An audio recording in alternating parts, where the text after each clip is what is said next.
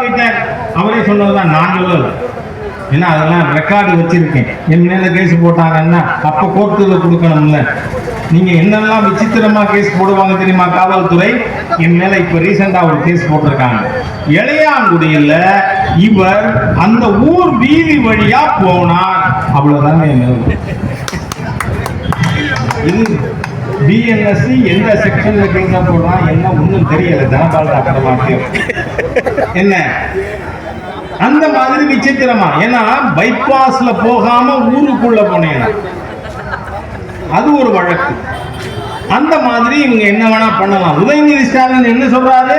நான் கிறிஸ்தவர், நான் காதலித்து மணந்த என் மனைவி கிறிஸ்தவர், I am a proud Christian, அதனால நான் சனாதன தர்மத்தை டெங்கு மலேரியா கொசு மாதிரி அழிப்பேன்னு சொன்னாரா சொல்லலையா? மதம் மாறினா ஒருத்தன் பித்து பிடிச்சுக்கோ. அதுவும் நீங்க வைரமுத்து என்ன மீ டூ குற்றவாளி, பெண்களை பார்த்தா அவங்களுக்கு கெடுக்கணும், கற்பழிக்கணும், இது ஒரு மனநோய்.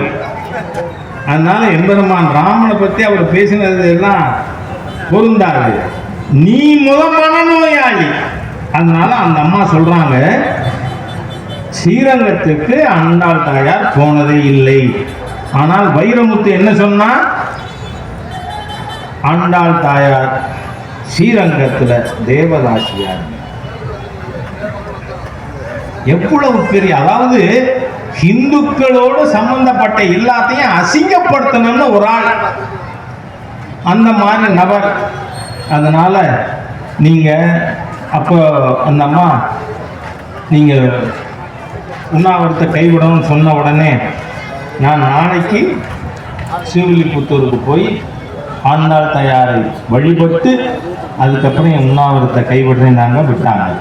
அந்த மாதிரி நமக்கு தெரிஞ்ச அந்த அம்மா அவ்வளவு தூரம் உயிரையே விடணும்னு நினைக்கிற மாதிரின்னு சொன்னா எத்தனை இந்துக்களை இந்த வைரமுத்து மனசு புண்படுத்தி இருப்பார் எம்பெருமான் ராமனை பற்றி பேசி.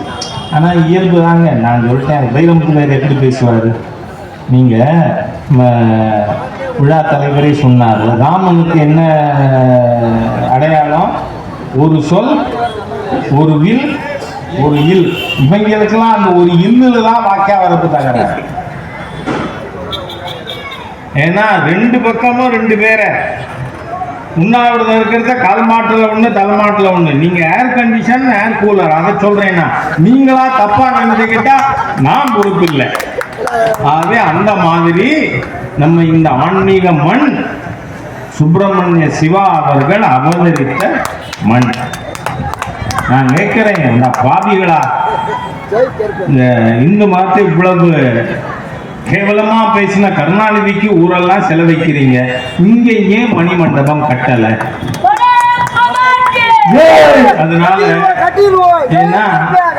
நாத்திகவாதி தேச விரோதிகள் இருக்கிற வரை அது நடக்காது. ஏன்னா 44 தீகா மாநாடு என்னவெல்லாம் போட்டாங்கன்னு இப்ப நான் திருப்பி பேச வேண்டாம். ஆகவே அந்த மாதிரியான தீய சக்திகள், எத்தனை சக்தி வாய்ந்த அமைச்சர் இந்த ஊர்ல இருந்து என்ன பிரயோஜனம்? கள்ளி காட்டாமனுக்கு எருக்கு ஊமத்தை அப்படி இருக்கானுங்க அமைச்சருங்க பேர்ல. அந்த மாதிரி தேச விரோத தீய சக்திகள் ஒரு தேச விரோதிக்கு மண்டபம் கட்டுறவங்க, செலவைக்கிறவங்க இங்க சுப்பிரமணிய சிவா அவர்களுக்கு மக்களுடைய கோரிக்கையா இருக்கு. அதையும் இந்த விசர்ஜன கூட்டத்தில் வலியுறுத்தி நாம் நம்முடைய கோவில்கள் வழிபாட்டு முறை அனைத்தையும் பராமரிக்க பேண சபதமேற்போம் என்று கேட்டுக்கொண்டு வார்த்தைகளை நிறைவு செய்கிறேன். வணக்கம்.